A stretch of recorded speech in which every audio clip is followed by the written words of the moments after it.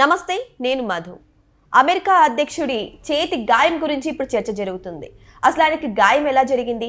Davos సదస్సులో భాగంగా ఆయన చేతికి గాయం కనపడడంతో ఈ చర్చ వివాదాస్పదమవుతుంది. అసలు ఎందుకు ఆయన చేతికి గాయం జరిగింది అనే విషయం గురించి రోజు మనం తెలుసుకుందాం. ప్రస్తుతం మనతో పాటు ఉన్నారు senior journalist doctor Durga Vadlamani గారు. వారిని అడిగి మరిన్ని విషయాలను తెలుసుకుందాం. నమస్కారం. నమస్తే అండి.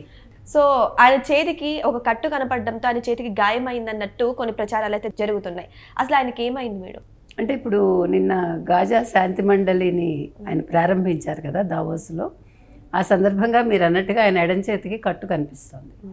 అయితే దాని మీద వెంటనే వాళ్ళ white house press secretary Karoline leave it ఆవిడ స్పందించడం జరిగింది. అది ఏం లేదు, అక్కడ బల్ల తగిలింది అని చెప్తున్నారు. అంటే ఇప్పుడు మీకు ఏమవుతుందంటే వయసు అయ్యే కొద్దీ చిన్న దెబ్బ కూడా కొంచెం ఇబ్బంది పెడుతుంది. వెంటనే తగిన జాగ్రత్తలు తీసుకోవాలి. గతంలో కూడా ఆయనకు చాలాసార్లు దెబ్బలు తగలడం జరిగింది. ఎవరికి? ట్రంప్కి. ఆయనకి ఏదో రక్తనాళాల సమస్య ఉంది అని చెప్పి వాళ్ళు వైట్ హౌస్ వర్గాలు చెప్పడం జరిగింది. అంటే బేసిక్గా ఏమవుతుందంటే వయసు ముదిరే కొద్దీ రకరకాల వ్యాధులు వస్తూ ఉంటాయి. అంటే అవన్నీ కూడా వయసుతోటి సంబంధించినవి. అవి అందరికీ వస్తాయి. కొంతమందికి అల్జీమర్స్ వస్తుంది, కొంతమందికి పార్కిన్సన్స్ వస్తుంది, కొంతమందికి అస్తమాటు పడిపోతూ ఉంటారు, కొంతమంది ఊరికే కొట్టుకుంటూ ఉంటారు. మనం కూడా కొట్టుకుంటూ ఉంటాం చూడండి. అసలు అసందర్భంగా కొట్టుకుంటాం మనం. అది ఎందుకు తగులుతుందో తెలియదు, అలా వెళ్ళిపోతూ ఉంటాం, స్టక్కున ఏదో తగిలి ప్రాణం పోతూ ఉంటుంది. అంటే అంత నొప్పి వస్తుంది.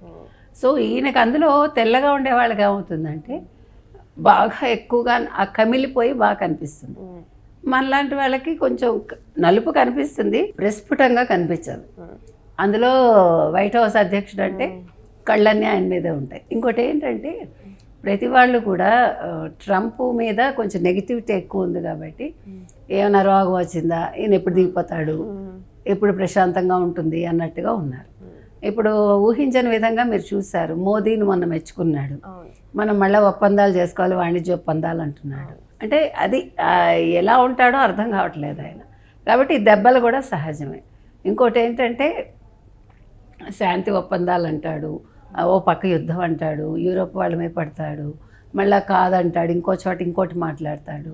అంటే పైగా నాకేమో నోబెల్ శాంతి బహుమతి ఇమ్మని అడుగుతాడు ఆయన. అంటే ట్రంప్ని చాలా అందరూ ఫస్ట్ రావాలని కోరుకున్నారు. కోరుకున్నాక ఆయన అసలు ముందు ఆయన అమెరికన్స్ ఫస్ట్ అనే ఒక నినాదంతో వచ్చారు. అది మనం ఏం కాదనం. ఇప్పుడు ఏ రాష్ట్రం వాళ్ళు ఆ రాష్ట్రం వాళ్ళకే ప్రాధాన్యత అనట్లే భారతదేశంలో. అలాగే అమెరికా వాళ్ళకి ఇచ్చుకుంటారు. కానీ దానికోసం మిగతా వాళ్ళని ఇబ్బంది పెట్టడం, ముఖ్యంగా స్టూడెంట్స్. మొన్న 2 స్టూడెంట్స్ని అరెస్ట్ చేశారా, వాళ్ళు పార్ట్ టైం ఉద్యోగాలు చేస్తున్నారని. వాళ్ళు పర్మిషన్ ఇవ్వచ్చు కదా. అంటే ఎలా బతుకుతారు? ఇప్పుడు అమెరికాలో మనలా కాదు కదా, ఎవడు చేయబదులు ఇచ్చేవాడు ఉండడు, మనకి అప్పులు పుట్టవు. మనకి ఇక్కడైతే కనీసం కొట్టువాడైనా కాస్త మనకి పచారీలు ఇస్తాడు మన మొహం చూసి. అక్కడ అలాంటివి ఏమి ఉండవు. కాబట్టి ఆకలితో చచ్చిపోలేరు కదా. అలా రకరకాలుగా ఆయన విధానాలు తీసుకురావడం, సడన్గా ఏవో ఒకటి ఆయన ప్రకటించటం, వీటన్నింటి వల్ల ఏమవుతుందంటే ప్రతి వాళ్ళలో ఒక నెగిటివిటీ వచ్చేసింది. సుంకాలు ఇష్టానికి 50% పెంచేయడం, రష్యాతో భారతదేశం ఆయిల్ కొంటే దాని మీద అతని కోపం, ఇట్లా. ఇప్పుడు చైనా విషయంలో కూడా ఆయన ఒక రకంగా ఉంటాడు. సో ఏదైనా మరి ఇప్పుడు భారతదేశంతో బాగా ఉంటారేమో మనకు తెలీదు, అది ఇంకా మనం ఎదురు చూడాలి. సో ఓవరాల్గా చూసుకుంటే ఆయన ఆరోగ్యం మీద అందరికీ కూడా ఒక అపనమ్మకం అయితే ఉంది. ఎప్పుడు చూసినా ఏదో ఒకటి జరగడం, ఏదో ఒకటి అవ్వడం. అంటే మెంటల్ కండిషన్ మీద ఏమి రావట్లేదు, కానీ మెంటల్ కండిషన్ మంచిగానే ఉన్నట్టుగా మనకు అర్థమవుతోంది. ఈ చిన్న చిన్న ఇల్నెస్లు ఉన్నాయి. ఆయన చెప్పడం కూడా జరిగింది, నేను డాక్టర్స్ చెప్పిన దానికంటే ఎక్కువగా యాస్పిరిన్ తీసుకుంటున్నానని కూడా చెప్పాడు ఆయన. సో చూడాలి మరి ఆయన ఆరోగ్యం ఎలా ఉండబోతుంది, ఏంటి ఏమవుతుంది. అంటే ఇవి చిన్నవేనా, లేదు నిజంగా ఏదైనా లోపల తెలియని పెద్ద ఇల్నెస్ ఉందా అనేది. ఇంకొక విషయం ఆలోచించాల్సిన విషయం ఏంటంటే మేడం, ఇప్పుడు వైట్ హౌస్ ఉన్న ఒక అధ్యక్షుడు అంటే ఎన్ని జాగ్రత్తలు ఉంటాయి మేడం. ఆయన ఎటు నడుస్తున్నా బందోబస్తు, అసలు చాలా జాగ్రత్తలు ఉంటాయి. అటువంటి వ్యక్తికి ఒక బల్ల తగిలి చేతికి గాయం అయిందంటే నిజంగా నమ్మదగ్గ విషయం ఏంటి? అదే చెప్తున్నా మీకు, వయసు కదా. ఇప్పుడు సడన్ గా తూలి పడతారు. ఇప్పుడు మీరు ఎంత పక్కనున్నా తూలి పడితే టక్కున మనకు తెలియదు కదా, అవును ఎనీథింగ్ మే హ్యాపెన్. అసలు మనం ఊహించని విధంగా పడుతూ ఉంటాం కదండి. అవును. దెబ్బలు మనకి ఎప్పుడు తగిలిందో కూడా కొన్నిసార్లు తెలియదు.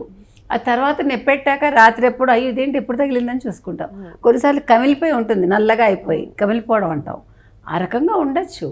అంటే ఎంత ఉన్నా ఒకటండి, మీకు తెలుసు మనిషి దేన్ని తప్పించుకోలేడు. అవును మీకు ఒక కథ ఉంది తెలుసా, చిన్న కథ అది. అంటే మనిషి ఆలోచన ఎలా ఉంటుంది అనేది. ఒక పండితుడు ప్రయాణం చేస్తూ ఉంటాడు, రాత్రి అయిపోతుంది. ఒక మర్రి చెట్టు కింద పడుకుంటాడు ఆయన. పడుకుని ఇట్లా వెన్నెల రాత్రి ఇట్లా పైకి చూస్తాడు తలెత్తి.